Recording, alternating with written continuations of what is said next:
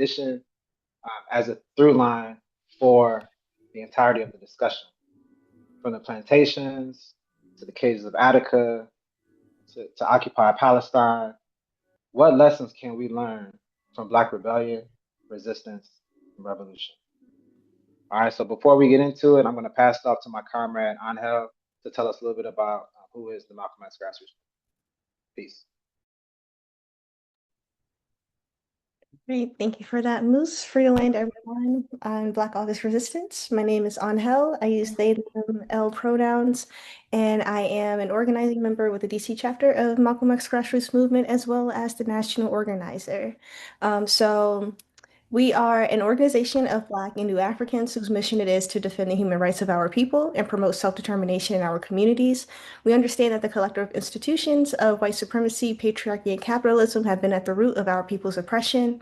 And we understand that without community control and without the power to determine our own lives, we will continue to fall victim to genocide. Thus, we fight for our power, right to self-determination, and community control.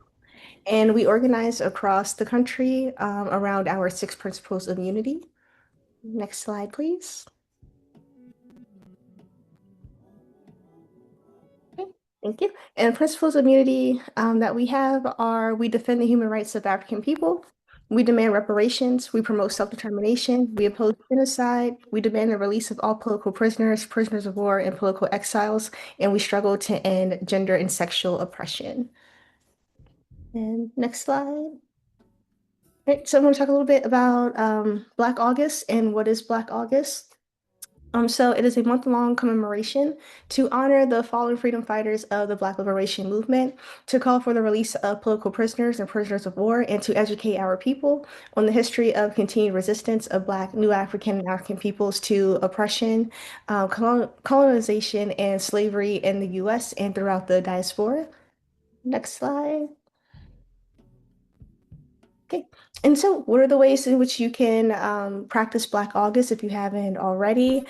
During Black August, our community is encouraged to join us in the month-long observation and commemoration. One is study, so devote time to study and learn about and from our liberation struggles. Fast, refrain from eating or drinking from sunup to sundown. If you're not able to fast from food or drinking, we encourage you to fast from other things. Right now, I'm fasting from social media and Love Island season 7. We're also encouraging people to train, exercise daily as your body is able, and devote time for physical training, and then fight. Get involved in the fight to free political prisoners and join an organization fighting for Black liberation. If the Malcolm X Grassroots Movement is an organization that you feel as though you are aligned with and are more curious about learning, then we have some links in the chat that will drop for you all to learn more about us. And also we will be talking about our national orientation at the end. And with that, I will pass it back to Moose.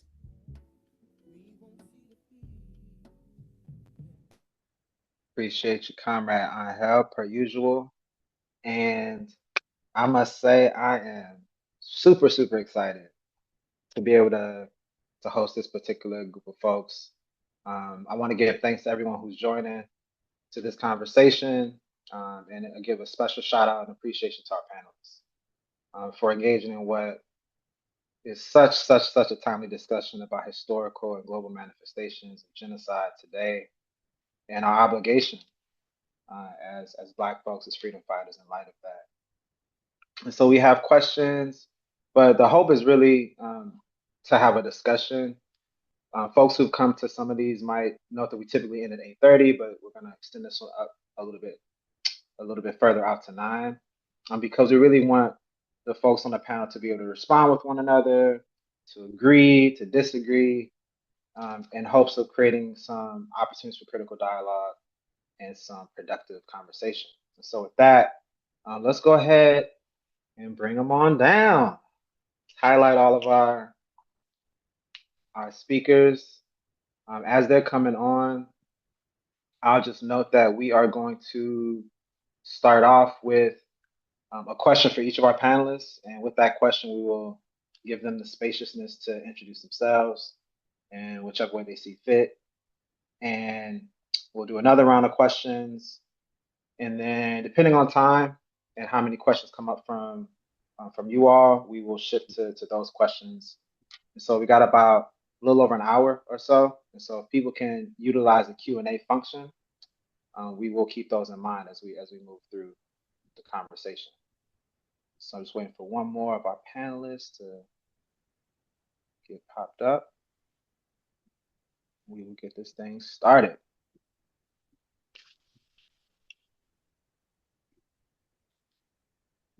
Let's see. All right, there we go. All right, cool. So I'm gonna start off with you, Pierre. The launch of the Haitian Revolution is one among many of the dates that folks who commemorate Black August make reference to as an important date when we think about the long arc of African resistance to empire. Can you tell us first a little bit about yourself, and secondly, about how you orient your work around Haitian self-determination within global attacks on Black people and the larger fight against empire? Yes. Pierre LaBossiere, and I'm a member of Haiti Action Committee, naturally a co-founder. We are a 33-year-old organization, and it wasn't always known as the Haiti Action Committee. It was Haiti Action Coalition, because that's how it was formed. And it was formed with people involved in various various solidarity movements right here in the Bay Area. And we came together and formed the organization. Was born in Haiti, grew up there till the age of 14, moved to New York City in 1970, and was right in the midst of the movement right here in the US. Well, it's always been an ongoing movement, but at that time it was particularly very intense, and learned English, reading Malcolm X and also George Jackson with a French-English dictionary, among other books. And I've always valued these two great liberation fighters. And that's not to also have many other people who have considered to have influenced me a great deal in my thinking. The list is long indeed, both men and women, and very powerful, both Haitians and also people in the African people in general.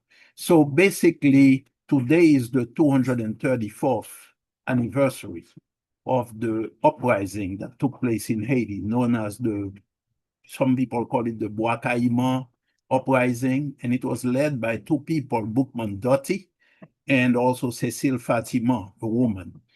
And it was preceded by a congress of various people, Maroons and other people from the community who came on August 14th, the night of August 14th. They met in a wooded area called Bois Caïman, and it was a political religious meeting. It was a congress where they decided, number one, that all for one and one for all, and number two, that they were going to rise up, not one plantation at a time, but all the plantations together, and free the land, which is why I love this this slogan, that more than a slogan, this statement really of freeing the land. And so they made that pledge, and a week later, the night of August 21st, from August 21st to 22nd, today, they struck all the plantations, setting fire, killing the masters, and all at once. And that started the revolution, the Haitian Revolution, what is known as the Haitian Revolution. But let me say this also, the Haitian Revolution is not yet completed.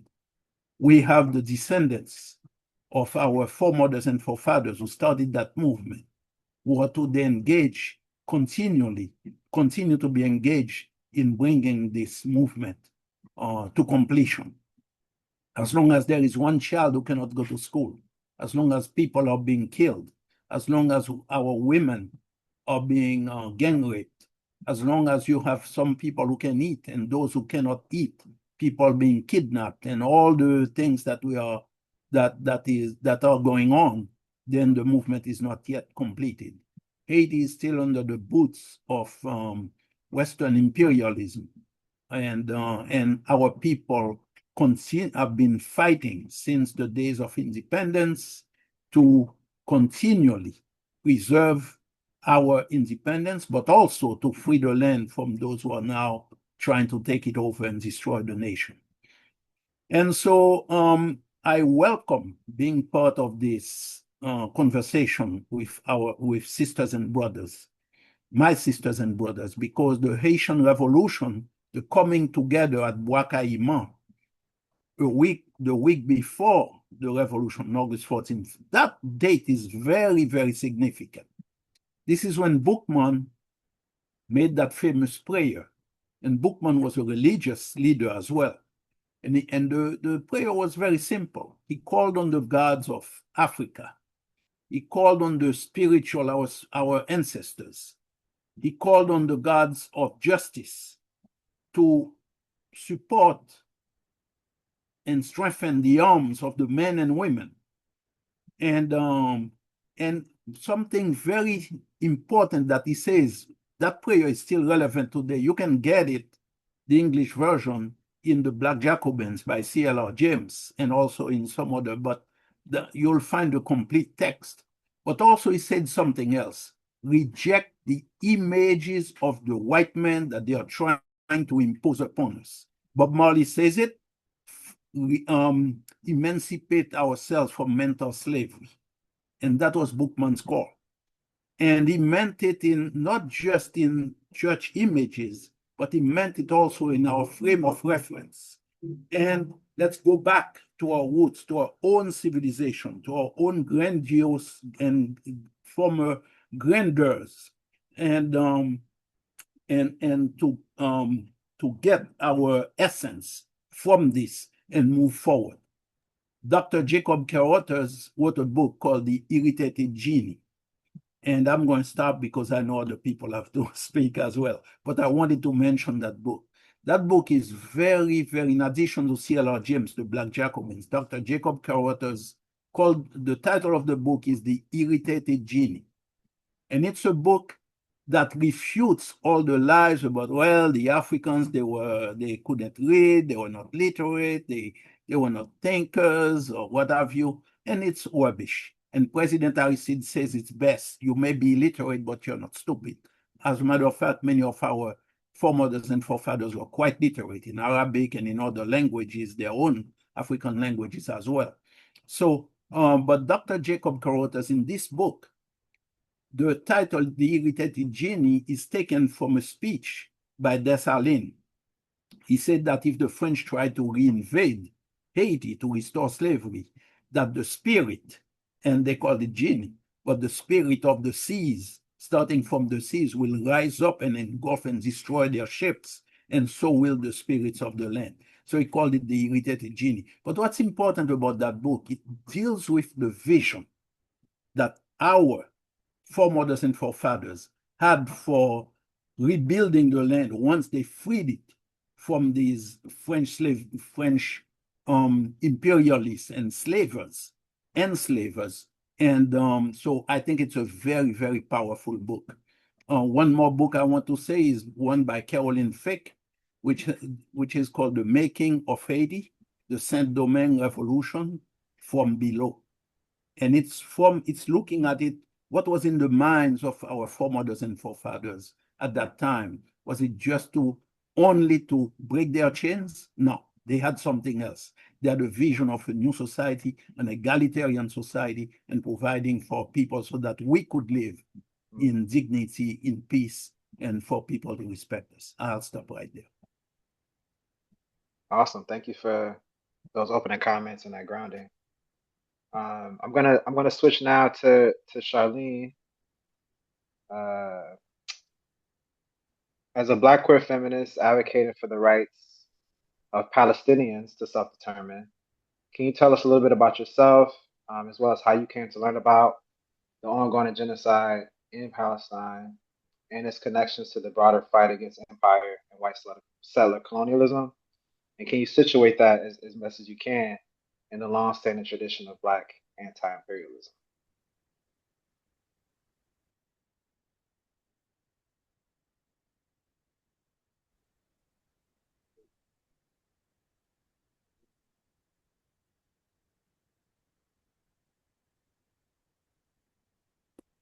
me see now. Can you hear me now? Yep, yep. You're Okay, good. wonderful. Yep. Wonderful. So good evening, y'all, Freedom Land. I'm very grateful to be here with y'all in this conversation. My name is Charlene Carruthers. As far as I know, I have no relation to Dr. Jacob Carruthers. People ask me that all the time, but maybe we do. Maybe we are related in some kind of way.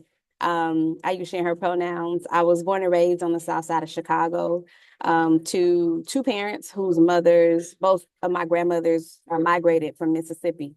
One from Fires Point, Mississippi, and the other from Greenville, Mississippi. And so when I think about how I come into this work and how I understand myself today, the work that I've been a part of as a member of Black for Palestine, as a member of BYP 100 and other organizations and formations in the past, I don't know, maybe 20 years or so, is I always go back to Chicago. I always go back to Chicago and the things and the ways that it shaped and formed me. And not just because, I love the city for all that it is and in many ways that it's not. But I remember very early on, like having a really clear sense of history and lineage instilled in us as young people. And a part of that was we were always told this story about how it was a Haitian man. Usually they would just say a Black man. They sometimes would say a Haitian man was the founder of the city of Chicago, Jean-Baptiste Point de Sable. And very rarely, so sometimes they would say he was Haitian, and very rarely, if ever, would they also mention that he actually was one of the first permanent settlers along with his wife, who was an indigenous woman, a woman indigenous to the area, Kitiwa, and Kitihawa.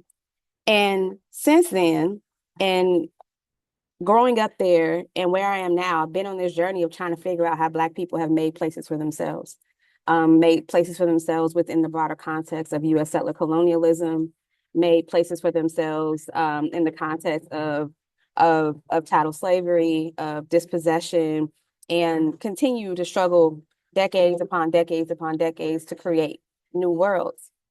And where I am now in understanding how that connects to what I understand and engage as an anti-colonial, anti-imperial struggle for Palestinian liberation, but also a struggle to, like, I know this is being recorded, well, a struggle to transform the U.S. nation state as it is. And understanding that in order to live in a world where people can live in their full dignity, that has to happen. That what we have right now is not only insufficient, not only causing torment, suffering, and pain to millions, hundreds of millions of people, the lands, and other living beings across the globe, but what is happening there. And I think one of the reasons that people are able to connect with the ongoing struggle for Palestinian liberation as Black folks is because people can see just how tied up the U.S. empire is in the struggle, why people have to struggle in the first place, be it from the money to the ideas, to the institutions, to the very people and the investments that have been made. But the very identity of the United States has required historically a conquering of other people. And in my work, currently as a Black Studies PhD student, that work is always transnational. Our department at Northwestern was called African American Studies up until a few years ago. It is always transnational. Even if we are talking about what's happening in Virginia or what is happening in North Carolina, Black people have always moved. Black people have always, even before emancipation, Black people have always been moved and connected with people transnationally. So when I think about Palestine and the struggles that don't just begin in 1948, they don't just begin in 1948. Empire has been coming for those people in its lands long before 1948. When I think about that, I have to think about how I'm connected to a longer lineage of Black feminists, of Black internationalists who have thought about our connections to people all over the globe. And not just our cultural connections or our religious connections, but really understanding that, as Fannie Lou Hamer says, that none of us are free until everybody is free. Literally, those of us who live in this particular continent, on this particular land, our freedom, our liberation is tied up in the US empire. And if we're going to be serious about the business of transforming that, we have to recognize and be actively in struggle wherever the US empire has its tentacles. And so my first time, and I'll wrap up here, how I even got connected to learning about the history of Palestine and its people and its culture and its struggles and its food too, because that was really my introduction through my homie Ahmed Abu Znaid, who is currently the executive director of the U.S. Campaign for Palestinian Rights. I visited him in Florida, and his sister made some of the best food I've ever had in my entire life. And I did not know. I was not knowing. I did not understand that even hummus is political. Even hummus is political. And I sat in his car after I met him. It was the weekend that the Dream Defenders had their first national, their first Congress after they were involved in the organizing for justice for Trayvon Martin. And Ahmed, I was like, Ahmed, if you ever go to Palestine, homie, let me know. Let me know if you ever go. I want to roll with you. And in 2015, I was a part of the delegation organized by the Dream Defenders and Dr. Maita Al-Hassan. And to keep it all the way funky with y'all, even though I went to Palestine and I saw the occupation and we traveled across the occupied territories, I still came back with a lot to learn. So just because you go to Palestine, just because you go to anywhere in the world, I've been to Haiti. Just because you go to a place doesn't mean your political education is done, doesn't mean your development is done. I continue to learn that. And if we're going to be about the business of being about empire, I think it requires a lifelong commitment to learning, struggle, and development within ourselves and with the people and the land we're in relationship with. Yes, yes, yes. To all of that, the continued study is vitally important. Being lifelong learners, particularly around these issues. I'm gonna stick on this topic and go to you, Momodou, who you put your body and livelihood literally on the line for the fight to free Palestine. And so we love if you could introduce yourself, discuss your orientation around the struggle for Palestinian liberation as intricately linked to Black liberation, particularly as someone who's hailing from UK, one of the OG colonizers and imperialists by way of the Gambia. Thank you so much. And thank you so much for allowing me to be on such a special panel. I'm really, I kind of missed this and it's been a bit of a while for me, which I'll go into. I just want to ground us with a quote from one of my professors and my mentor and supervisor of my PhD, Professor Siba Grovegi, in that he says, being Black is not my color. Being Black is that I understand that to be profoundly spiritual and to be connected to a history of suffering and injustice, to be connected to empire and the plantation, and then to understand all of human suffering, from the native population in Brazil to understanding the Holocaust very profoundly. Blackness encapsulates humanity in a particular way because our trajectory as human has made Black a very particular subject of violence, dehumanization, and expropriation. As I said before, my name is Momodou Taal, a PhD student. I'm currently calling from Cairo because I had to self-deport. I find the way in which they name these things to be so banal or so benign, but again, it's like when people fetishize this thing called agency, right? Because okay, yeah, technically I left by myself, but I mean, when you have the FBI and ICE at your door, you don't really have many options, right? But the thing is, it's like when people ask, I mean, I get this a lot sometimes. Okay, someone is a devout Pan-Africanist, someone whose PhD works on Africa and West Africa particularly, and the anti-colonial struggle there. What is it about Palestine that speaks to you? And I think the first question is that I'm a human being with an alive heart. But beyond that now, beyond being a human being, beyond being someone that has an alive heart, even theoretically and academically, the more and more I read and study, if what is allowed to take place actually continues to take place, in that there's an eradication or the elimination or complete closing of the Palestinian question, then we can forget about any liberatory horizon other than that. And what I mean by that is, how are we supposed to have a Pan-Africanist future when there is an entity such as the Zionist entity that is allowed to act with such impunity, that is allowed to ignore every single multilateral institution, that is allowed to have the support of US empire by way of veto in every single institution that's supposed to be that safeguarding the rights of people globally. And we know these institutions don't do that. But I think if the Zionist entity is allowed to continue to act with such impunity, then I don't see how we can think of any other emancipatory project. And it's not that people say Palestine is a litmus test. For me, it's not a test of like, oh, in like a banal statement we just kind of say and doesn't really mean anything. No, literally. And it's not because we say that Palestine is above every other issue, but rather with the Palestinian cause, there's so much that converges within Palestine that speaks to other issues. A bit about like me, myself. So I was studying in the US at Cornell University. I was, involved in the kind of campaign on campus and beyond campus, but particularly on campus, calling for divestment on campus. And I became, I guess, someone quite known due to the protests.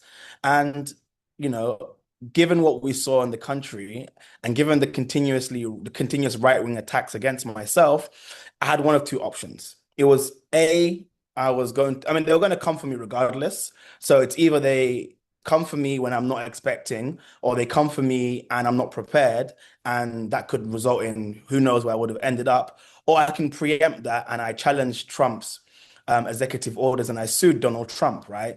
And I guess looking back now, it might have been naive for me to think that I would have at least saw the case through. But I think we sued him on, it was like a Sunday afternoon.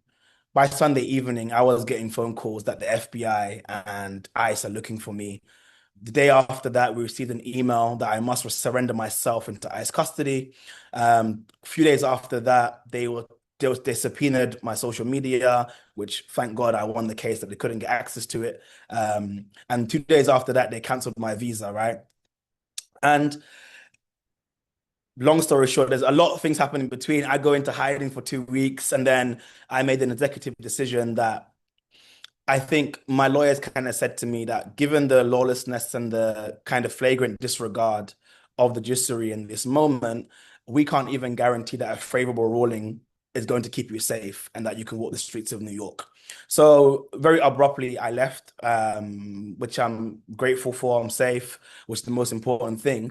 But I think beyond that is that I don't regret anything. And my podcast, a bit about me, I have a podcast called The Malcolm Effect. So this is, the event speaks to me a lot, and your organization does as well. But fundamentally, I don't see the people that I research, study, admire, look up to separate from the Palestinian cause in a very explicit way. Like we know on Zionist Logic by Malcolm X, we know the last day before Malcolm's assassination, he penned something about Palestine, right? On the last day of his life, right? Likewise, my PhD is on Sekou Touré in Guinea. And when the official 1975 United Nations declaration that Zionism is racism, that was pushed by Sekou Touré and the African bloc as well within the UN.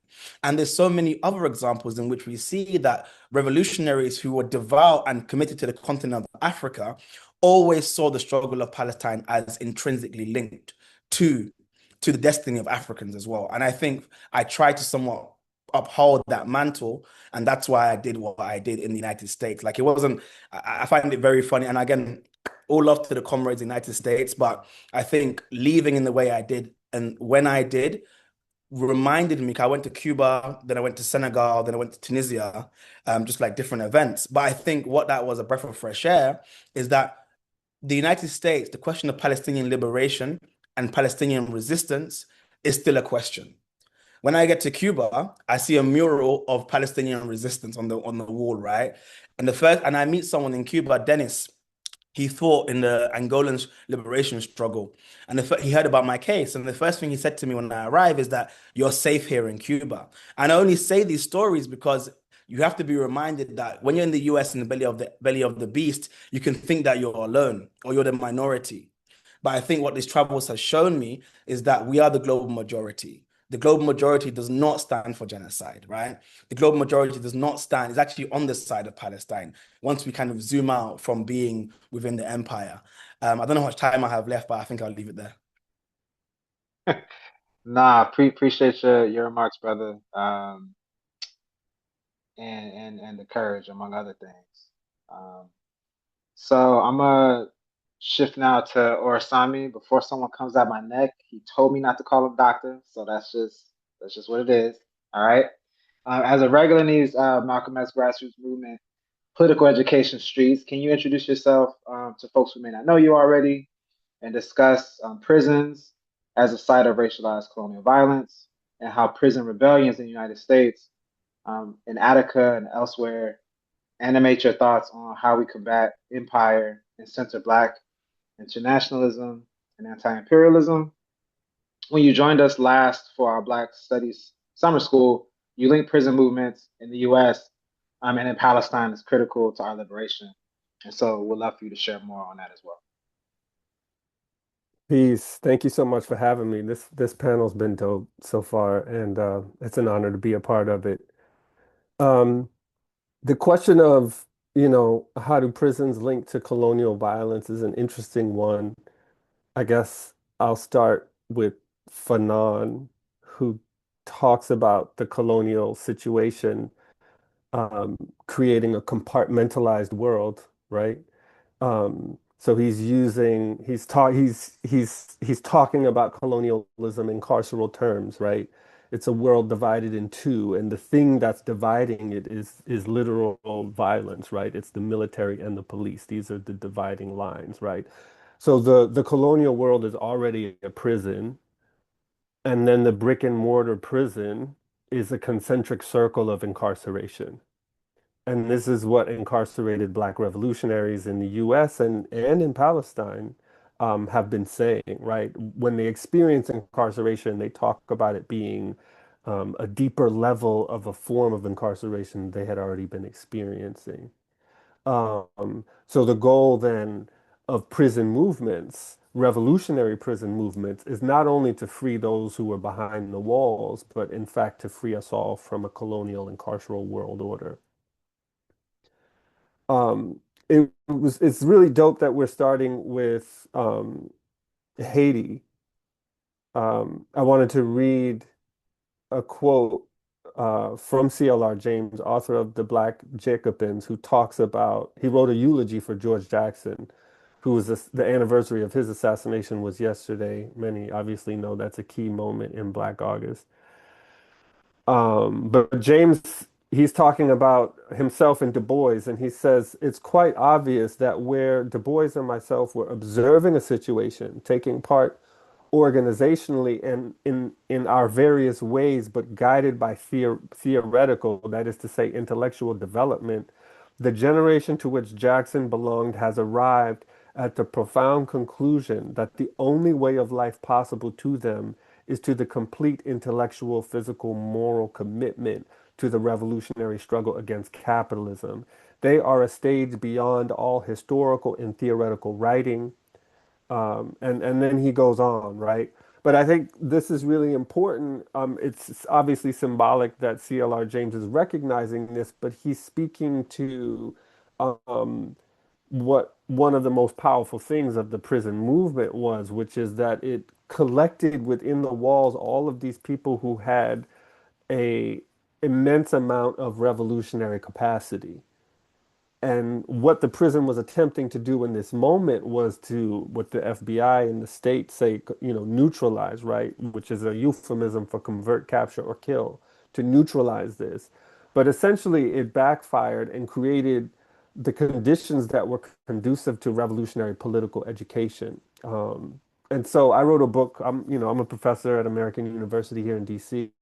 That's my intro. I wrote a book called Tip of the Spear, and I talk about the long Attica revolt, right? So typically we think of Attica as taking place across 4 days, but I stretch it across at least 13 months. But really, even that is arbitrary because I really believe, and I think other people on this panel believe, that really what we're talking about when we talk about Black August is this continuum of Black revolutionary struggle. So I just as easily could have started the book with the Haitian Revolution, right? That just wouldn't have been practical in the context of a book, right? But part of why prison rebellions are important is not only because it upends the repressive apparatus of the state, but it's a refusal of the state's knowledge and the modes of narration that maintain the social order that we live in. And so I think Brother Pierre was talking about, refusing the white man's image of the black struggle. And this is very much something that happens in prison rebellions. It's a rejection of the whole paradigm of criminal justice, which is really a mystification of what is actually a colonial war being waged through prisons. And so I think this is something very important that we need to talk about. I guess I was asked to talk about Palestine a little bit. I mean, what I talked about in the last PE I did for MXGM was the fact that on the one hand, the hostage taking strategy that was developing within the Black movement in the 60s, and Attica was a part of that, but also Jonathan Jackson, took place within a broader context of the use of political kidnapping, which was very much one of the key strategies used by the Palestinian Liberation Organization, right? Um, and so part of what's happening, in places like Attica is you see this really militant, audacious form of political rebellion. Um, and it seems almost improbable today, but part of what helped these people realize that they could do so much and achieve so much politically is because these things were being done elsewhere around the world, right? And so there's a relationship between the modes of struggle that are happening in different parts of the world. And different anti-colonial movements are communicating with each other and not always in ways that so part of what I do is track how they're directly communicating with each other, like they're actually talking and sharing tactics, but they're also just part of a global conversation around anti-colonial methods and tactics that resonate and rhyme with each other by virtue of the fact that Western imperialism is the primary contradiction that is using similar strategies in these different geographies.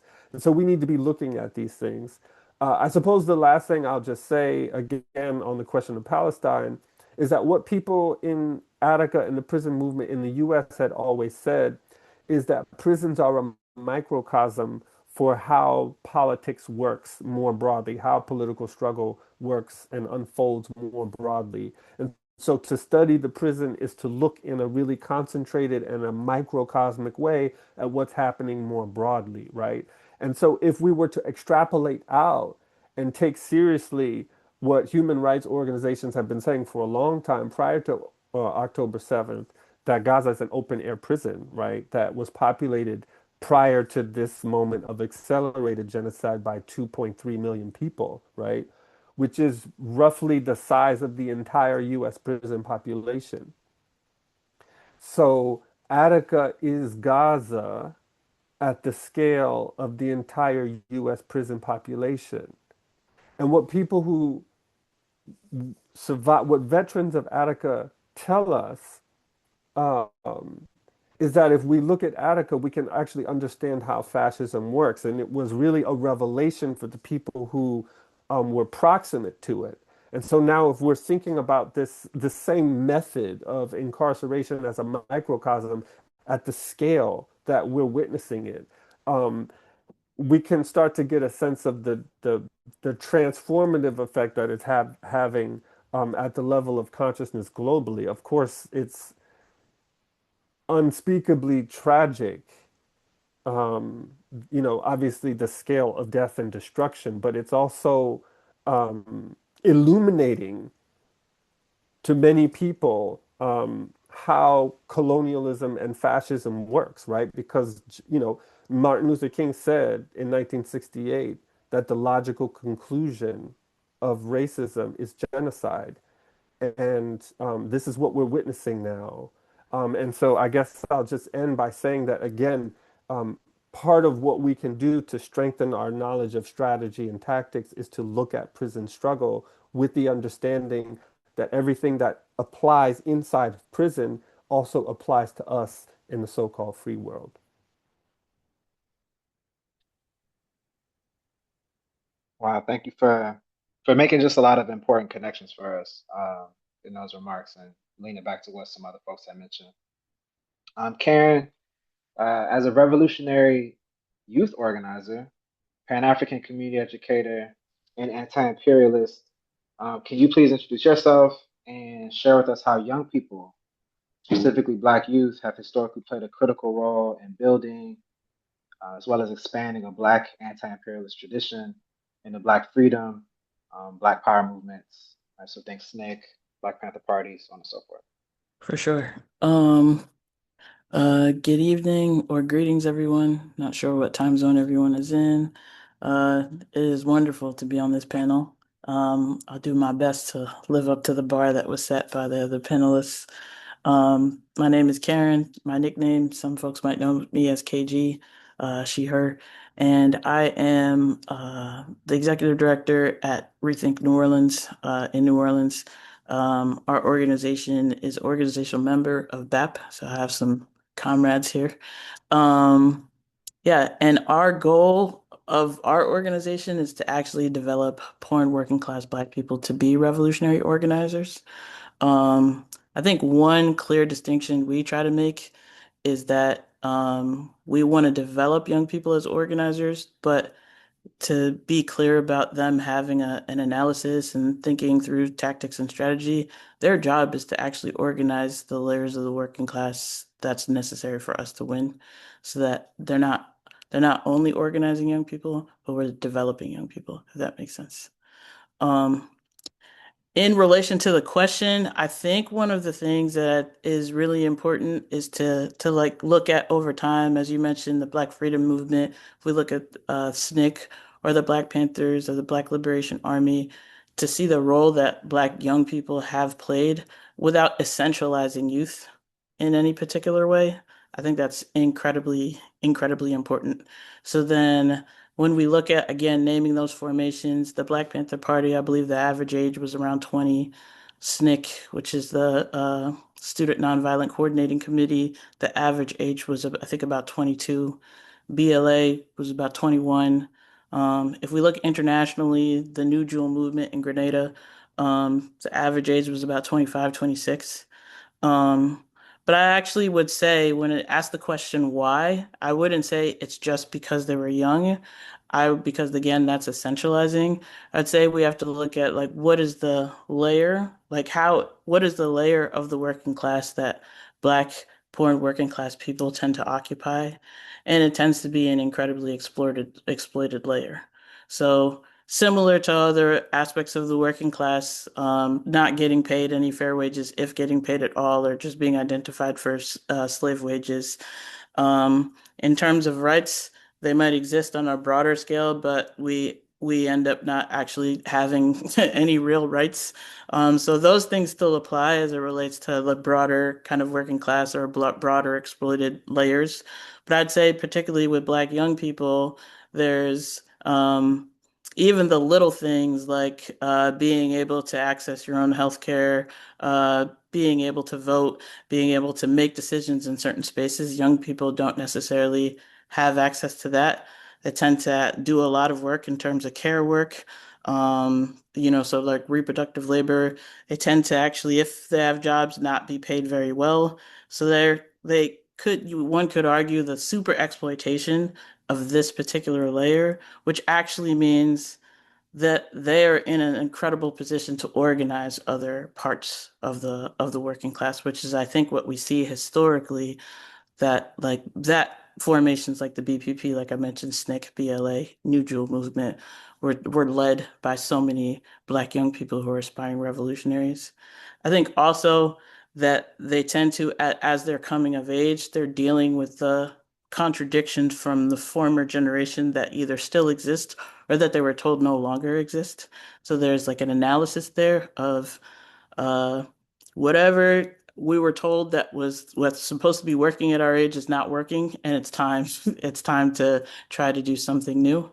So again, without essentializing, we can see like with a clear analysis, that's why these folks and Black young people tend to be incredibly great organizers at this time, but also there's the proximity because folks, young people tend to not be able to find housing on their own because of like rules of society, because of like all these different things, they tend to still have proximity to other layers of the working class. So once they have some sense of like political awakening, they're not necessarily isolated yet because they have to have a layer of proximity. So then when you look at like dialectically, it all begins to make sense. That I believe when Matulu first started, he was in his early 20s. When Asada first started with BPP, she was in like early to mid 20s.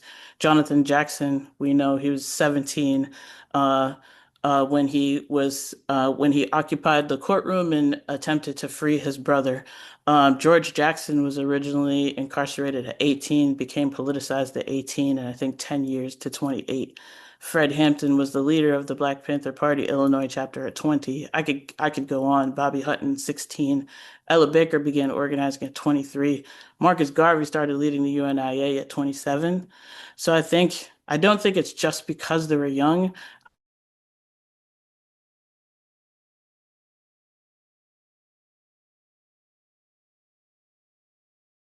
Maybe if we've been in organizing, we've been doing this for a while. It's our responsibility to make sure they have every opportunity to develop as revolutionaries.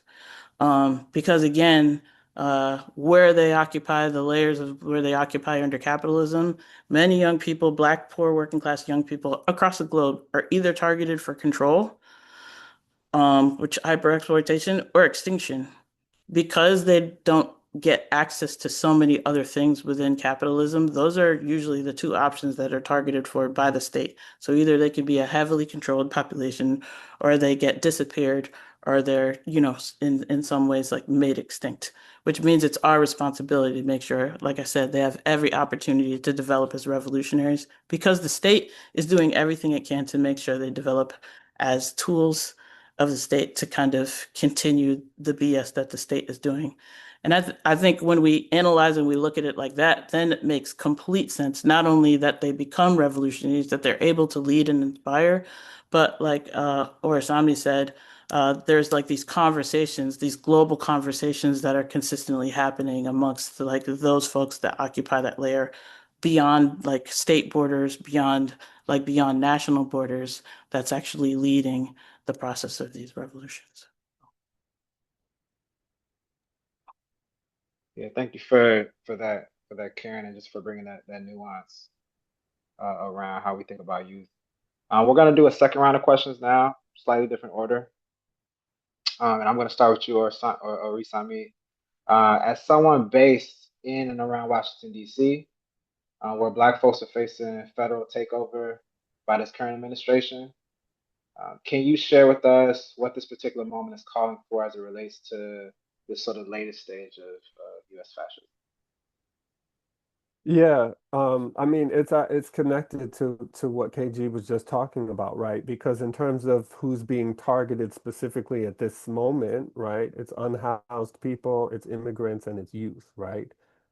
And of course, the public school system, schools open next week on Monday. So there's going to be a lot more young people out in the street, and there's going to be a lot more opportunities um, for them to for them to come into contact with these sort of armed agents of the state who now it's just been announced that they will be carrying guns, right? The other thing that I think about is like, the famous 1968 COINTELPRO document talks about the importance of making sure that revolutionary ideas don't reach Black youth, right? And so exactly what you're talking about um, is, young people have been targeted precisely because of so many of the reasons that you mentioned, KG. Regarding DC, I mean, of course, we know that DC already has a colonial relationship with the government more so than other places in the country, right? So in this regard, we're more like, Guam or Puerto Rico or the Virgin Islands in the sense of an unincorporated territory or a colony that's been stripped of formal political representation. It also has one of the largest per capita police forces in the country and spends an inordinate amount of money on policing. And then we could just make a long list of all the different kinds of police that are here, right? And so I'm a member of the Black Alliance for Peace, and we talk about, DC as being under colonial occupation prior to this moment. So I think that that's really important. Particularly since one thing that's been interesting to see is how furious and how activated people have gotten. I'm sure folks have seen some of those videos that are circulating, like dude in the khaki shorts who threw a sandwich at the cops, or like the people in the neighborhoods who are shouting down the police, right? And so, I mean, these are positive developments, but they're also dangerous in at least two ways, right? So the first is that I think a lot of the arguments that are being marshaled against the occupation are captured by the narrow sort of range of debate that's been established by the elite media, right? So, for instance, arguing that crime is down in DC and therefore that the occupation is unwarranted naturalizes the very idea of crime, right? Which is not an objective phenomena, but is rather in some ways, police are the ones who manage and define and measure what crime is, right? Um, uh, Not to mention that like genocide is supposed to be the worst crime imaginable, and so like all of us are seeing the worst crime imaginable being played out with no accountability, right? So so on the one hand, it's the way that some of these protests normalize this idea of crime or normalize the idea that more policing would somehow reduce crime, but so it's kind of locked in that contradiction. Um, but it's also dangerous because of how these sort of mobilizations are responding to the spectacular and particularly grotesque and brazen manner in which Trump is carrying out his agenda. Um, But I think the challenge for us in terms of like what strategies can we employ to intervene in this moment is to do some, I mean, I think we have an opportunity to do some really effective political education in helping people understand how, like, the liberal wing of the ruling class is carrying out a similar agenda, right? So, folks might not know that, like, in 2022, the DC Council passed, they revised the criminal code for the first time in like 100 years or something like that, or almost 100 years. And they reduced mandatory minimums, and it was a whole thing. It wasn't a perfect bill, but it was something. Um, uh, our democratically elected mayor, Muriel Bowser, vetoed the bill. That veto was overturned by the city council, and then Congress blocked it and Biden ratified it, right? So this idea of federal intervention into the local administration of governance around questions of crime is a long-standing issue here, right? But we didn't see massive public outrage around it in the way that we're seeing it now. And I think part of what's happening um, is that, a lot of people who were liberal in the sense of they were okay with racism because it didn't directly impact them are starting to see fascism sort of encroach upon their own lives and their own sensibilities, right? And so part of what they're doing is implicitly demanding a return to normalcy. But of course, normalcy for Black communities in DC is already a state of siege. And so part of what we have to do is develop some methods of helping people to make that connection, right? Because one of the other things we have going for us is that historically, one of the things that has militated against liberals taking a more radical stance is that the current social order, as flawed as it may be from a liberal standpoint, at least provided a sense of stability and predictability. And I think that is starting to evaporate, and people can feel that. And so I think that is creating more of an opening for us to introduce a different kind of possibility and have people be receptive to it, right?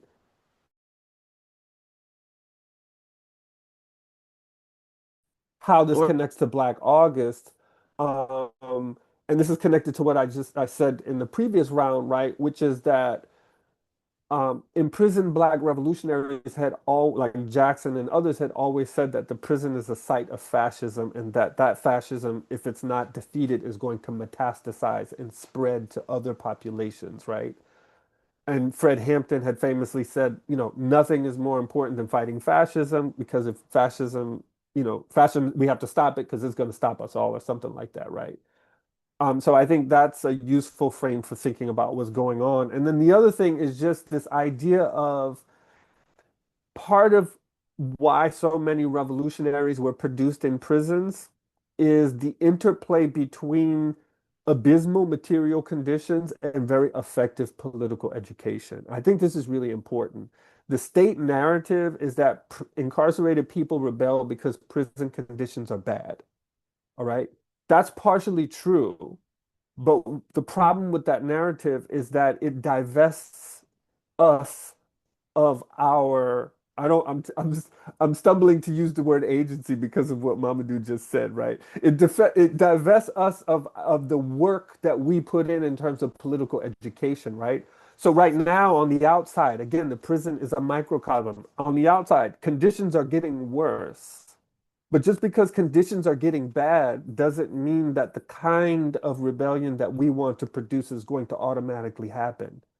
So the conditions are creating an environment that is conducive to a particular kind of very strategically organized political education. And so I see that as a strategic necessity of figuring out how to take advantage of the delegitimation crisis that is developing as a result of the extreme and grotesque nature of the repression that is unfolding right now.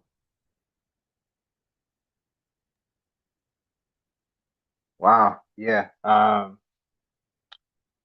Appreciate all the things you brought there in terms of connecting it back to Black August, but also, yeah, just the process and the connections to what we're seeing on the outside, what we might continue to see on the outside, and some of the context around DC that people might have forgotten about. Pierre, let me pass it to you. Um, if folks kind of look at the news today, the past couple weeks, right, it's a lot of talking about Haiti as ungovernable, as run by street gangs, as in dire need of even more. You guessed it, U.S. intervention. What role has empire played in how we got here? And what efforts are happening to move through sort of this latest iteration of really, international sabotage or whatever else you want to call it?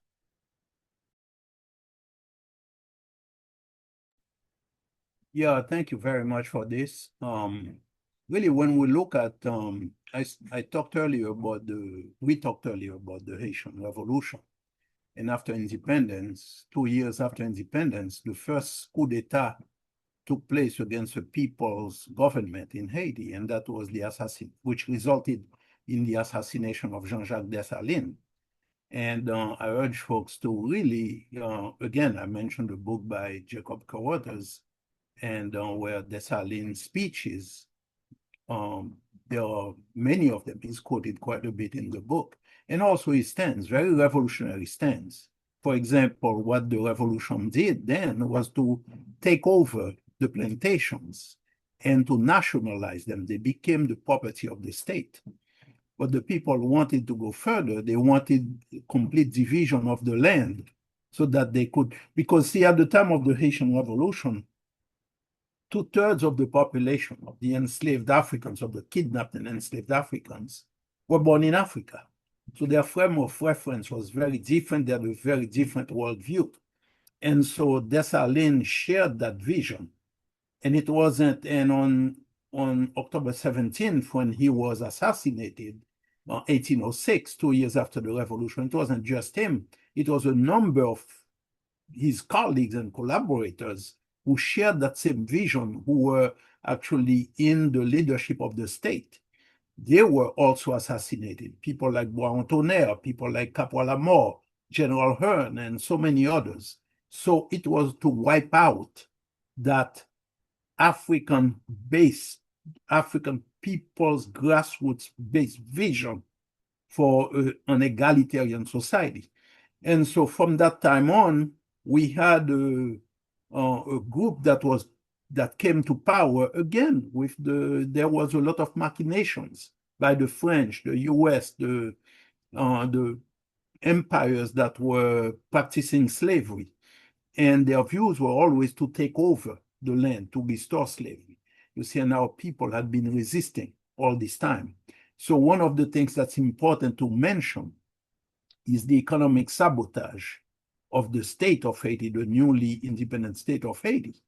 And this was like the so-called debt of independence that the French imposed on us. It was nothing but economic sabotage of the new nation. So it wasn't the French, they were not strong enough. It was France, aided by the US, Britain, and Spain, who really demanded that Haiti pay them a ransom to reparations to former plantation owners who had enslaved our people. And so Haiti was forced to pay. At the time, it started at 100 million gold francs, but later it was reduced to 90 million gold francs. And what it came out to be in 2003, President Aristide calculated that money in 2003, and it was about $21.7 billion. And since then, other economists have looked at the deeper, economic connections of the money that Haiti had paid. And some of them, one is a French economist, he said it's more like $28 billion because, from 2003 to the present, the value has increased. But others, I'm not a fan of the New York Times, but they came out with a series of articles called The Ransom, where a number of economists and historians, journalists, social studies folks, they really looked at it, and they have the amount of money has gone higher to $115 billion, because what was happening, it was a way that the French were continuing to exploit the labor of our foremothers and forefathers, who, having freed themselves, they were being, their government was being used, you see, to force them into pretty much servitude again. And we see the same, and I'll mention sharecropping in the US, right, after slavery. So if you can think of it in that way. The reason I bring this out, did the Haitian people accept it? The masses, no, they did not. Because this Haitian historian found a song that people were singing at the time, and where people were opposed to the government, even under the government acted under duress, and was forced to accept the terms of the French. But the masses wanted to fight. They say, where would we get that kind of money? We don't have money to pay to France. What we got for the French is bullets and cannonballs. And that song was translated from the Creole, and I ran into it just about a month ago, and I said, wow, because I always knew that there was this kind of opposition by the people. So I'm explaining this to bring it to the present, what this whole thing is about. From that period, there was a collusion between the imperialists and people who had sold out to the imperialists and to betray their sisters and brothers. They didn't look at them as sisters and brothers. They just believe in the economic system of colonialism.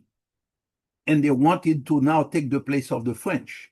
But our people resisted. From that time on, they continued to resist. The role of the US, France, Britain, Spain, Germany, was to support this local elite that they promoted and to keep them in power and to arm them so that they could have used the military to keep our people in bondage. You see, using terror, military terror against our people. So at different times, our people were successful in overthrowing these guys. But then they came back again because they had powerful international support. So bringing into 1915, when the US came in and invaded Haiti, the people were just about to take power with the leadership under the leadership of Rosalvo Bobo. So the US came in, restored the power of that local sellout elite, and using terror. So I know I'm doing a historical step by step, but it's to show you what's going on today is exactly what had happened back then. You see? So today, what we are seeing is that we had an elected popular government led by President Jean-Bertrand Aristide, who committed the resources of the nation to building schools, hospitals, clean sources of drinking water, invest in agriculture so we could feed ourselves and not have any hungry children or the citizenry. And so that was being done. Haitian refugees were beginning to come back home to help rebuild the nation because the environment was conducive to that.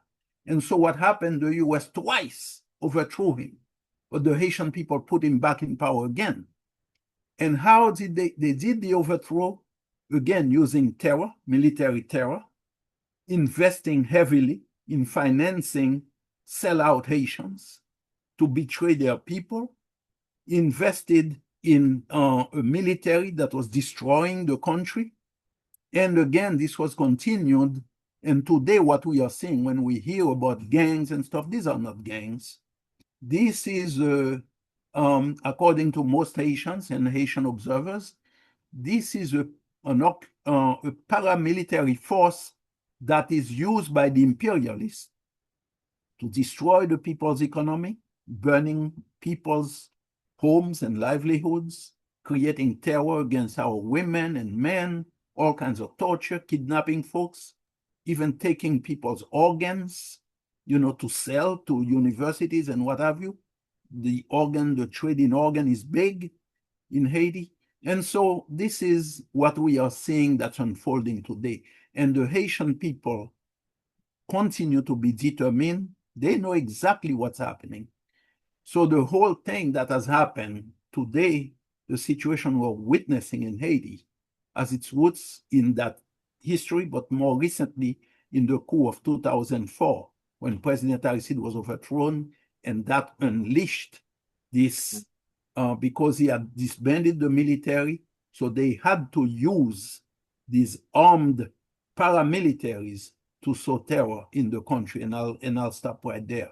But this is what our people are determined to fight against, and to so that we can liberate our land and build it for our people. Gotcha. No, that historical context, or everything happens in the context. So I think the historical context is.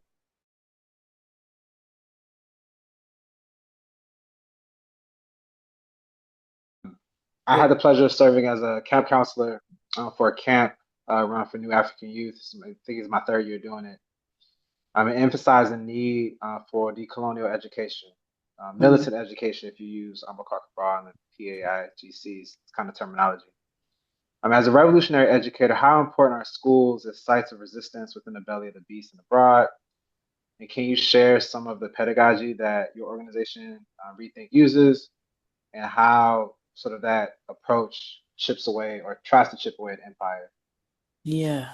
I think first it's important to just kind of ground and think about the role of schools under capitalism, colonialism, imperialism, especially in the heart of the belly of the beast. So their role to act as, for lack of, a simplified term, almost like a copy machine to kind of make new versions of itself, make new versions of the kind of logic, the same old tired ideas of domination and violence and what have you, and kind of like keep the legacy of imperialism and capitalism and colonialism alive. And I think of what you know, Comrade Pierre just offered. Schools essentially, yeah, their role is to wipe out any kind of vision for egalitarian society that Black folks, that oppressed people might have. Um, Often using curriculum that disguises the sort of lies and manipulation, and make sure and like kind of like manufacture a sense of like normalcy to make it seem like all of this stuff makes sense. So I think when we think of that, then when we say like schools as an important site, what we talk about at Rethink is like to expose that. So we're not necessarily interested in rehabilitating that in terms of schools controlled by the state, or dressing it up to look better. We want to completely delegitimize sort of this way of producing knowledge and like sort of sharing knowledge that forces people to think that everything that's happening right now is okay. Um, we also like understand that the students, when we look at New Orleans, if I use New Orleans as an example, the schools are um, uh, almost all privatized. There's one school that became a district-run school last year, but you could say that New Orleans is 99.9% privatized charter schools. And within that, there's opportunities to go to an elite private school that requires more money, but those who are poor, those who are working class, like the masses of black and brown, poor and working class students in New Orleans go to these privately run charter schools.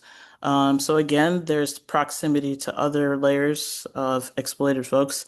And then there's the Black teachers are also teaching at these schools. So we say we want to organize not just students, but also we have a particular space where we have students who are organizing teachers, not to rehabilitate the school, but to expose the role that the schools play under capitalism, to actually make it clear that it's illogical what it is that they're trying to do. And then invite both the young folks and the teachers to build an alternative outside. So as they're organizing folks that are potentially in the school, they're organizing an alternative freedom school that can actually challenge the logic that the schools are trying to reflect. And we try to make a distinction between the school under capitalism and what revolutionary education is. And those are completely different things. So when I think about like, so what some of the, some of the comrades on the panel have said, uh, to be clear, revolutionary education should move us towards sort of a global majority of folks who understand that the violence that capitalism and imperialism requires, the violence, the destruction, it's it doesn't make any sense. So to move towards some kind of solidarity with that larger global majority, I know that Charlie had mentioned that like what we have now is insufficient. So revolutionary education exposes the idea that what we have now is insufficient. It can't work. And it moves us towards fascism. It moves us towards genocide. That's what we have now. But it's not enough we say like not enough just to expose it, but now we have to understand what to organize and what we should organize towards. And that's where we say the revolutionary education and sort of this is where we get into a little bit of our pedagogy. But revolutionary education should move folks and sort of teach folks ways in which they can analyze and act as a collective. So within the context of Rethink, we study revolutions and the the education process that helped foment those revolutions. So we try to study the Haitian Revolution, we studied Grenada, we study the PIAGC, and we study Cuba, and we look at what was happening, what decisions were made to make sure that within the context of the revolution, even how the revolution was building, what decisions were made that so that folks intentionally made sure the logic of colonialism wasn't reproduced. It wasn't like Xerox, it wasn't copied and like brought into the revolution. Um, in that process, again, we have young people. As I mentioned, we developed the capacity of young people to be revolutionary organizers. We look at Black teachers in the school, and we also look at what we call community organizers. Those folks who like maybe are the folks in the neighborhood that always got folks like kicking it on the porch or the stoop or whatever have you, and talking about like what's going on. So we also invite them into that process of studying revolutionary education and then practicing, like pulling out what makes sense for our current conditions and then practicing within the larger scope of our community, where we have what we call Liberation Academy right now is kind of our freedom school. We try to emphasize intergenerational aspect of learning and sort of the nonsensical ways folks are often like separated by age and separated by those from those in the community who are actually supportive to them. So we make sure it's an intergenerational space, but also the different tools that we use. We realize that in many revolutions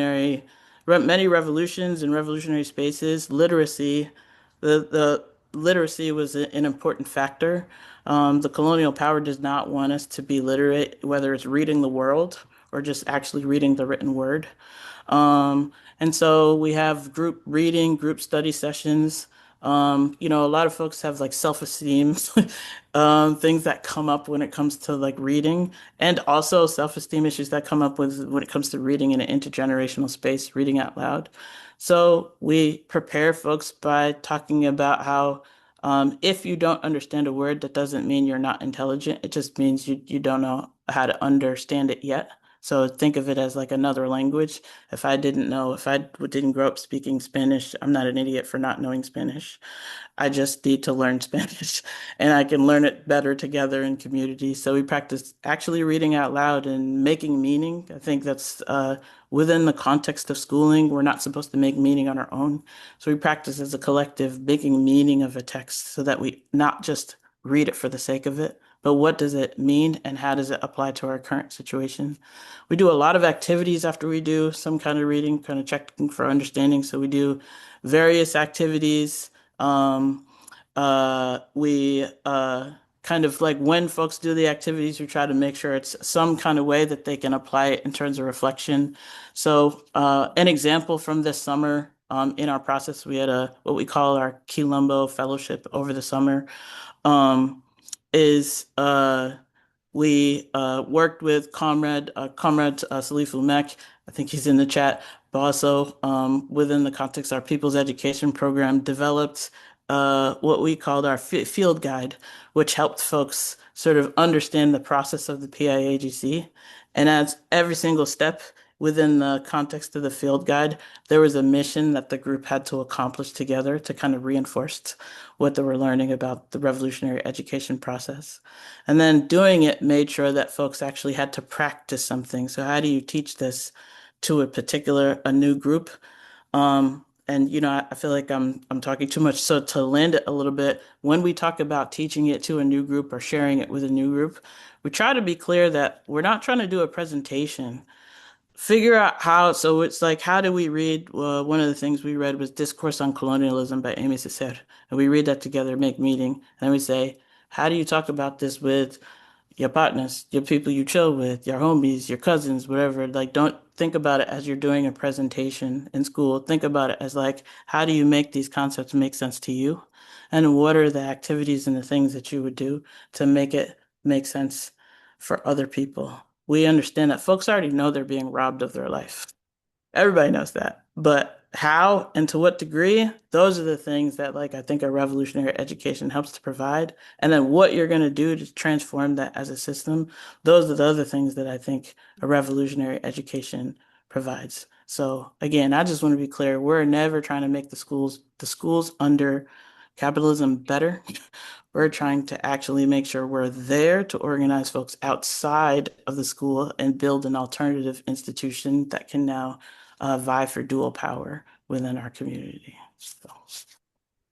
Major key. Thank you for dropping those gems and sharing some of the inner workings and some of the examples of your work. Charlene, what's up? Hello. Think about the Kobahi River Collective, Claudia Jones's notion of triple oppression, and the call for Black feminists to be anti-imperialist. That last part seems to get lost sometimes in conversations. What must we do to revive the anti-imperialist, socialist, internationalist traditions of Black feminism at this moment? And why are Haiti, Palestine, Sudan, the Congo important sites of struggle for Black feminists? Mm-hmm. So thinking through how to approach this question, even your first question, I'm like, part of this question is literally what I'm writing a dissertation on, and I cannot do it in 5 minutes. And with this question around Black feminism, I think it might have been Ori or someone else mentioned earlier, like I exist in a lineage. I didn't just pop out and start this work. It's a long lineage, even before Black feminism becomes the grammar or the language that is used, in which people were saying the lines that have been drawn around who is worthy of dignity and respect are not lines that we are willing to live with. And many of those people, and how I understand the broader lineage of Black feminism, many of those people are women. Many of those people are not women. And even how we even understand what a woman is, like, we don't have enough time to talk about that tonight. But surely when Sojourner Truth, and it's actually controversy about how she said it and whether she said it, posed the question of the agitation that is often attributed to her of ain't I a woman, the answer could never be no. Under the U.S. settler colonial state, could never be yes. Excuse me. The answer could never be yes under the U.S. settler colonial state to that question of whether or not she is a woman. And the question that Black feminism is, at least radical Black feminisms, are not simply asking to be like included in the genre or the category of the woman, but to really rethink how we even understand what it means to be in this world. What it means to be, whether or not we want to talk about it as the human or talk about it or think of it as a person or a being, someone who is worthy of respect and dignity, especially. That is the lineage of Black feminism that I see myself inside of. And as an organizer, as a culture worker, as a writer, as a filmmaker, as a parent, as a mom, as a partner, a sister, a comrade, all of those things. And so I wanted to at least dial back a little bit to get even more specific about what I mean when I talk about anti-imperialism and how I understand anti-imperialism through a Black feminist lens. Again, going back to that question about where the line has been drawn around who deserves dignity is not a line that I am willing to live behind or under or constantly have to contend with. I think it's really important to understand Black feminist anti-imperialism and anti-imperialist work is about dismantling and untying our tethers to the U.S. nation state. And some of us might even go further. And for those of us who are situated here on this particular continent, if we think about Black feminisms globally, there's a long legacy of people being highly critical of any nation state, period. And saying that we want to unloose ourselves from this and we deserve something different, be it from in the literature of writers and organizers like Toni Cade Bambara. She was an organizer and a writer, a cultural worker, on the poetry and the prose of activists and scholar, teacher, educator, June Jordan, which I know for sure, like when I think about work for Palestinian liberation, I am able to do what I am able to do because of June Jordan and people within her community and her lineage. And of course, in thinking about the Combahee River Collective. So the Combahee River Collective, the name comes from the Combahee River Raid, led by, co-led by Harriet Tubman. She also led it alongside some white Union soldiers. And I think it's really important, Dr. Alexis Pauline Gumbs emphasized this. She actually called it the Combahee River Uprising, and not just a raid. Because people stole themselves away. People took themselves away. They had to move up off the over 700 enslaved Africans who emancipated themselves. Yes, Harriet Tubman and her co-conspirators in the Union Army planned the military operation for a year before it took place. And people gathered themselves in each other. I imagine there were some people who couldn't walk themselves, couldn't move themselves. And so somebody had to gather. They had to and it's beyond agency. It is beyond agency, but it's something else. I don't know if we have the right word for it quite yet to describe what it means to take yourself away out of captivity. And so the Combahee River Collective and naming themselves after that is a marking of we are going to be insurgents. We are going to go against what we are told we are supposed to accept on a day-to-day basis. And thinking about reviving, I think it's something that I think, it's a constant struggle. I think we should always understand ourselves having to do it and build it over and over again, always. Even at the end of this particular world, there's still going to be work that we're going to have to do over and over and over and over again. And one of the main things that I learned from my brief time in Palestine, we had all these moments where people would be like, this is just like this, or this is just like that. Like we had homies from Ferguson, homies from Chicago, homies from Florida, homies from different parts of the world. And it came to a point where we had to be like, this is not about comparison. It's not even about saying this is like this, but work is about making connections. It's about how are we connected. So when we begin to make those connections and we can see that the tentacles of the U.S. empire are deep and they run widely, and there's a reason why some people call this the belly of the beast, because if you take down the beast and all those things, and in the Combahee River Collective statement, they say that if Black women were freed, it would require the dismantling of so many systems of oppression that in turn, everybody would be free. And that's like my loose quoting of it, right? That's not the exact quote of it. What they mean by that is not that Black women get free first.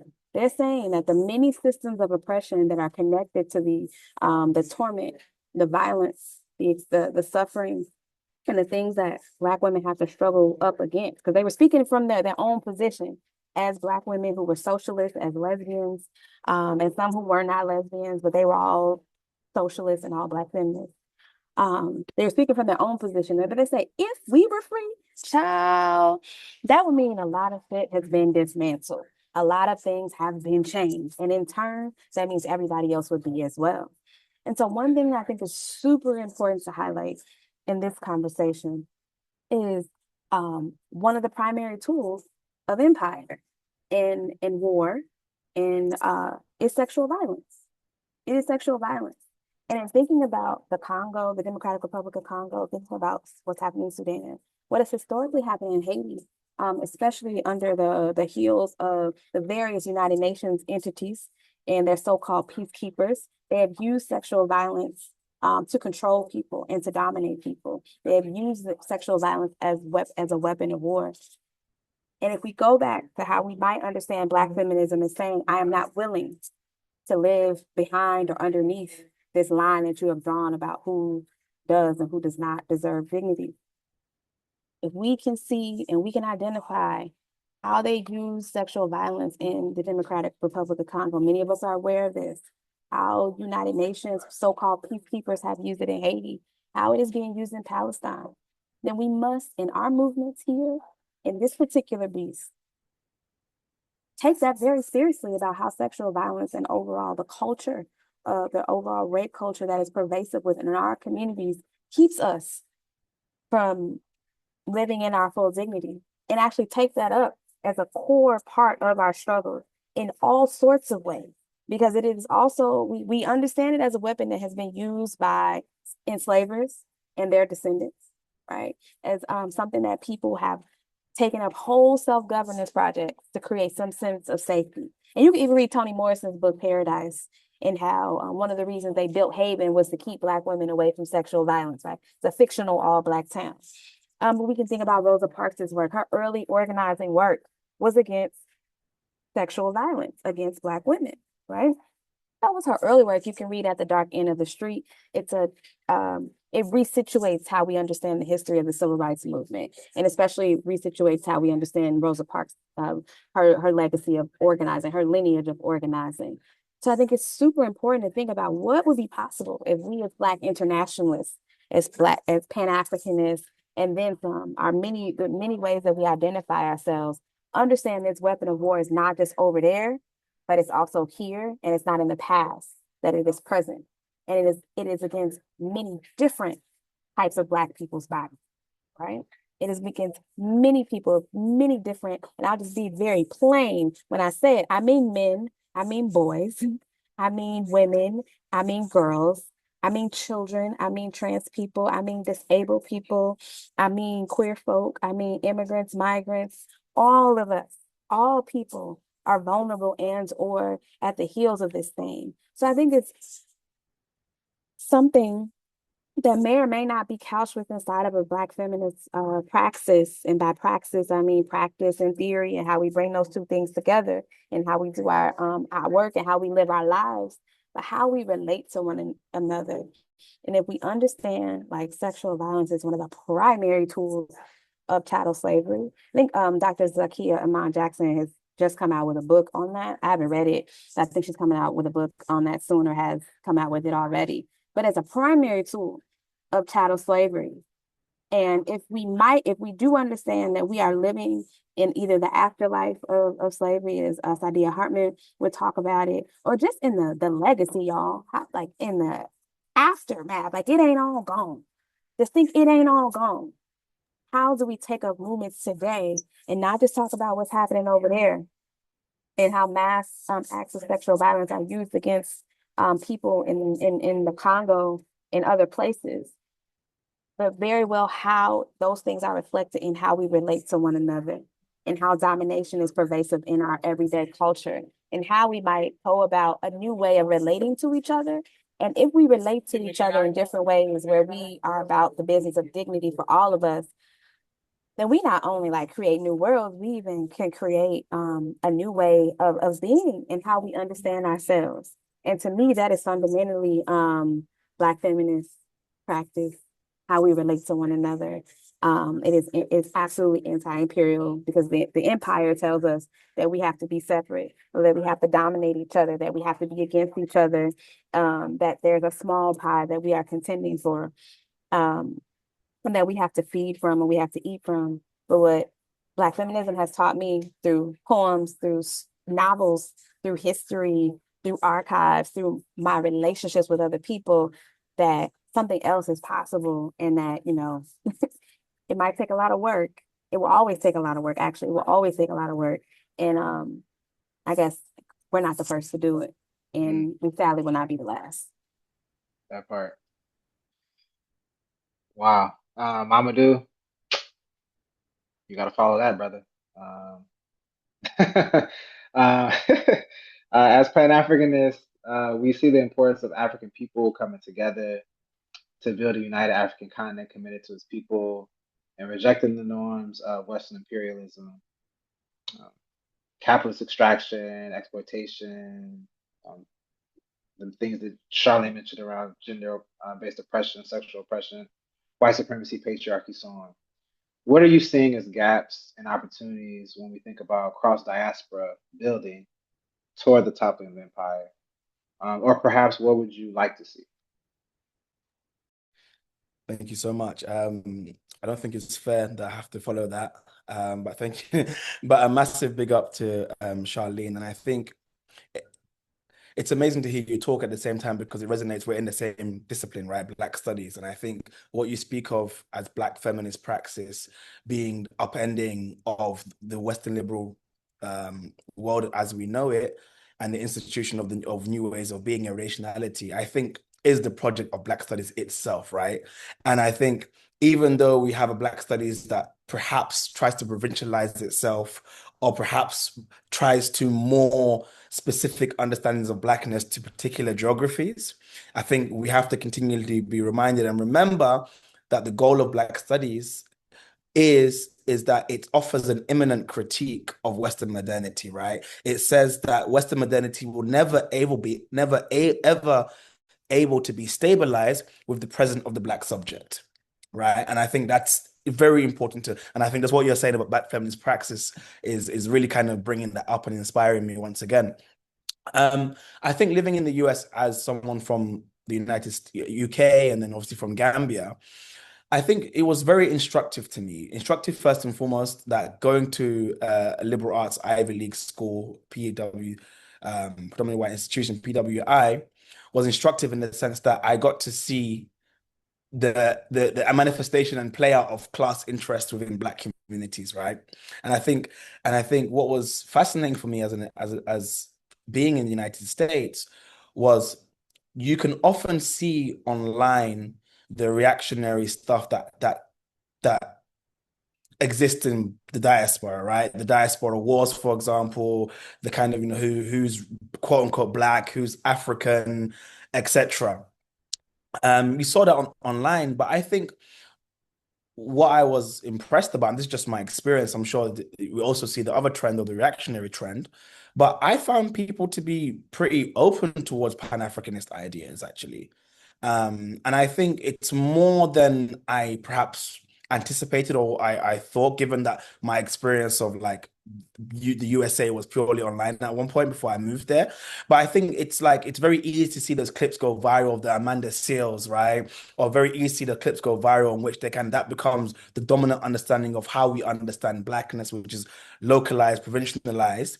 But when I would speak to people from various classes at Cornell and other places in the US, what became abundantly clear is that they deeply held a love for Black people, but perhaps didn't know where to direct it to or how that can be directed, right? And I think it's what Karen was speaking about. This is the role of education, right? Because again, we all observe and witness phenomena, but how we make sense of that phenomena depends on your education, right? And I think that's why I think it was an opportunity. So kind of like, I guess the first thing I'd say is ignore the stuff you see online, because people can organize on the lines of being Black and Pan-Africanist and a working class struggle. That does happen as well, right? And we can't let that noise distract us. But then secondly, what I think is, you asked what I want to see more of, and I think listening to Karen, I'm seeing that is being done. So I really want to tap into Rethink more.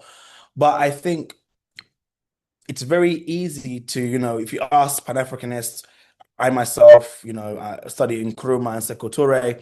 We define Pan-Africanism as the total unification and liberation of Africa and diaspora under scientific socialism.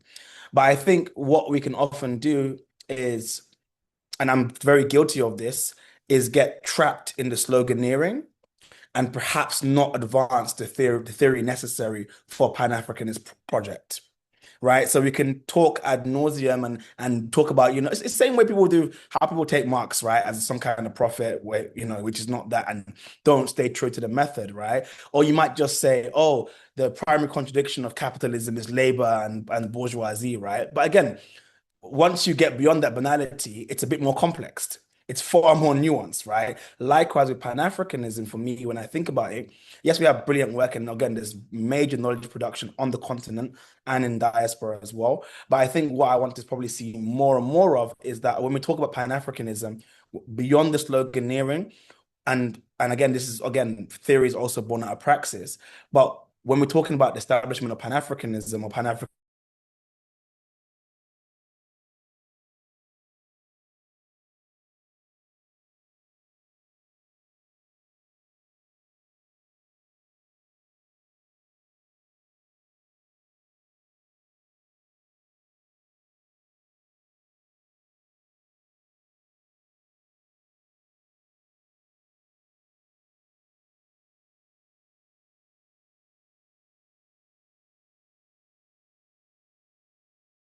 within my own scholarship, how do we begin to, I guess, tease out, theorize, and produce knowledge that builds on the likes of Ella Baker, Cabral, Du Bois, Nkrumah, etc., but doesn't stop there. Likewise with Fanon, I think what can happen as Black academics, particularly, is that you become beholden to the constraints of the academy. So you want to write, You want to get published. You want to get peer reviewed, right? That's the only way you want to advance your career. But again, we understand again what I think what Karen was speaking about in the school itself. These higher education under capitalism is nothing but the reproduction of the ruling class, or the intellectual arm of the ruling class, right? So now we have these resources. We're very fortunate. I always say my job is amazing, that I get paid to read books. So it's an amazing job. But it's, again, what commitment do I have to my people whilst given this fortunate opportunity? And I think if I can leave one thing, it would be, okay, what does building Pan-Africanism look like concretely, assessing the real material conditions in 2025. Thank you.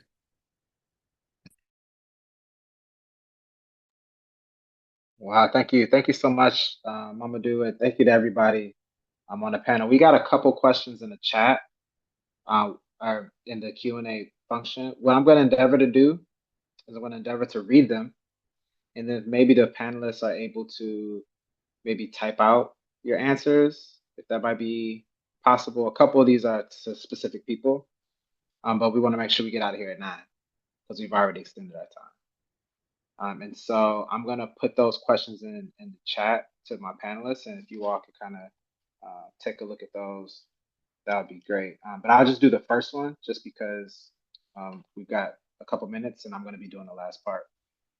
What have been some successful strategies and tactics in your experience for getting Africans born and raised on Turtle Island from having no knowledge to actively participating in these international fights?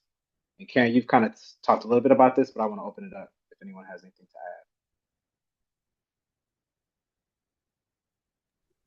I'll just go quickly because I'm gonna leave shortly. It's 3:45 a.m. So I love you guys so much. I must sleep at one point. But I'll just say, just very quickly, work that Karen's doing and Charlene's doing and Pierre as well. But I think Haiti grounding this is so important because we can see Haiti as disconnected to what's happening in the United States when it's not. But I think one of the greatest lessons I learned in the United States is there is a deliberate attempt for the education system to divorce Blackness from internationalism. It's right, because I think everyone will know about the Malcolm. We all know Malcolm X as a figurehead, but again, when people talk about well, Malcolm X will speak about, chickens come home to roost. Everyone will have that statement, right? But how many people know he's talking about what happened to Lumumba, that chickens come home to roost, and that's why JF Kennedy was assassinated, right? Again, I think how many will talk about those war veterans from World War I training and going to fight going to fight against the Italian in Ethiopia. Then these were American-born veterans, right? And I think what I kind of was able to see is that there was this deliberate provincialization of Blackness, divorcing Blackness from its internationalist roots, which I would say. And I think what I was able to observe is that once you introduce that back into people, they're able to get a long array of Black struggle in the United States, right? Which doesn't amplify or specify one particular type of Blackness, but rather sees it as a whole, even with our differences and our nuances as well. Appreciate you and your sacrifices, staying up. Please dip whenever you got to, my brother. Any other folks wanna hop in on that question? Otherwise, I'll have our tech folks bring it back in. Charlene, I see you put something in the chat. Anything else, folks? Yeah, go ahead. I mean, just movement education. So I understand myself as an educator. Teaching is super important to me. It always has been. Even before I guess I formally got involved as an organizer, understood myself as an organizer, and taking very seriously pedagogy, or like the way, like the approach to education, and taking it as a craft, and something that I'm always like working to sharpen in community and in my classrooms, no matter where my classrooms are. I've taught in like the formal U.S. Academy. I've taught street corners. I've taught in governor's offices. I've taught in prisons. I've taught wherever I need to be engaged in that, in doing what I think of as movement education. And I know for sure I didn't need to go get a PhD to do that. Like that's not when I first started to do education work. For me, it was about curiosity and having the time to actually answer some questions and do some research. But I think, especially for those of us who come out of out of the academy in any sort of way, it's like, what are our commitments to doing movement education? What are our commitments to sharpening ourselves as educators and seeing ourselves as a broader community? And it's like, you got your job in the academy, you teaching people there, you teaching at a high school or elementary school, whatever. What else are you doing beyond that to make sure that like we understand like how we're connecting those things outside of the formal walls? We all have to make that commitment. And for organizers who don't see themselves as like being trained or situated in the academy, you also have to be committed to study. And I think for those of us who can engage and want to engage from all those spaces as educators, to see it as a perhaps as a vocation. It was Vincent Harding. He has this whole thing around Black studies or African American studies as vocation, as vocational work. But what would be possible if we took ourselves seriously as educators, and not as like as a top down practice, but as a part of how we relate to each other in our work and our work as people in our movement. Time goes by fast when you're having fun, and we gotta wrap it up. But if people can give some I don't know, some gratitude in the chat. We can't see you, so we can't see if you're doing like any spirit fingers or anything like that. But feel free to. I'm very thankful to have been a part of this conversation, and our tech folks can bring up the slide. I can close this thing out.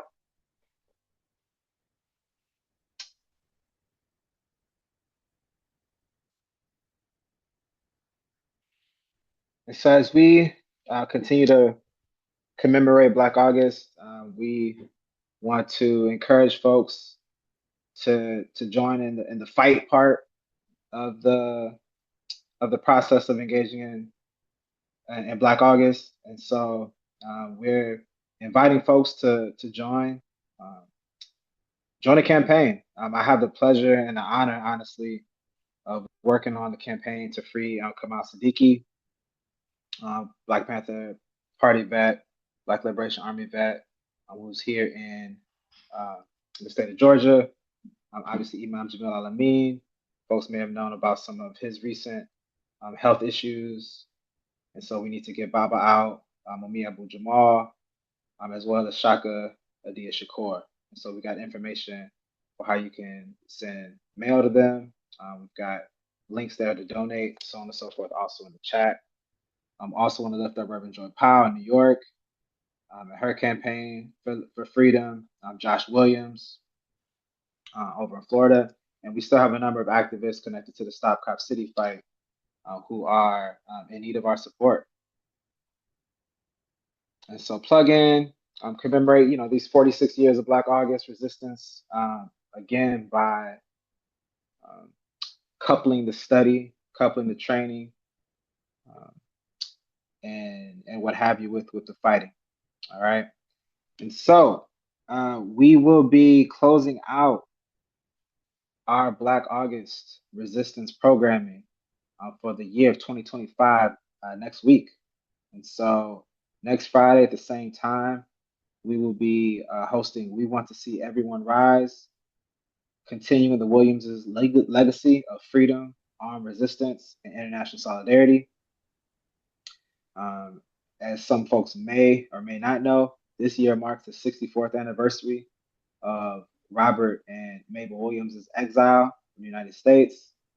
We have the pleasure of being joined by one of my elders, mentors, Baba Dr. Akiyele Umoja and Dr. Gloria Aneb House, who co-edited an awesome book that all of y'all should be scooping. The memoirs of Robert and Mabel Williams, African American Freedom, Armed Resistance, and International Solidarity. I assure you do not want to miss this. It's going to be awesome. And yeah, our hopes is that, all 74 of y'all who came tonight will join us and allow us to make sure that we end Black August 2025 on the strongest notes possible. And so with that, I will make the call. So first, Free the Land and Black August Resistance. I'm going to also leave y'all with the call that we all try to do around that time. I'll ask y'all what's the call, and then you respond, free them all. So thank y'all again, and looking forward to seeing y'all next week. Free the Land.